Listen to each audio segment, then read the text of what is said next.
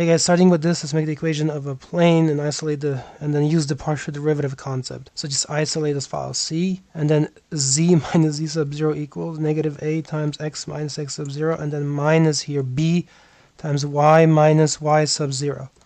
And then divide through by c, so z minus z sub 0 is equal to negative a over c this way, and then x minus x sub 0, and then minus b divided by c, and then y minus y sub 0. Now just call little a negative big A over c, and then call little b negative b over c, so we have more compact notations. So now we have z minus z sub 0 equals a times x minus x sub 0 plus little b, basically. Remember, little b is negative b over c, so it's now plus b. And then y minus y sub 0. So now look very carefully, quickly. If you set x equal to x sub 0 in the equation, you have 0 minus z sub 0 equals b times y minus y sub 0. Okay, so anyway, you put x sub 0 here, so that term goes away. But this is the equation of a tangent line. So that means that b, this b value here, this has to be the slope, correct?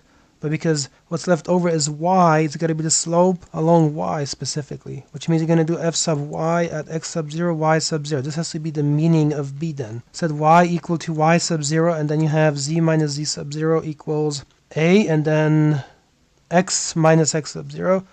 Again, because when you put y sub 0 in here, this goes away because it's b times 0, which is 0. Okay, so that means that a must be the slope along the x-axis, which is just the partial with respect to x this way, x sub 0 and y sub 0 like this. Okay, I'm trying to type by hand here. So we can rewrite our equation as z minus z sub 0 is equal to, and just put the partials in there. So you're going to have, for the first one, right, it's a. So a is f sub x, the partial with respect to x, at x sub 0, y sub 0, and then x minus x sub 0, and then plus the b, as you can see, is the partial with respect to y, so f sub y, and then x sub 0, y sub 0 is shown here. So z is equal to z sub 0, okay, plus, and then you just attach all of this.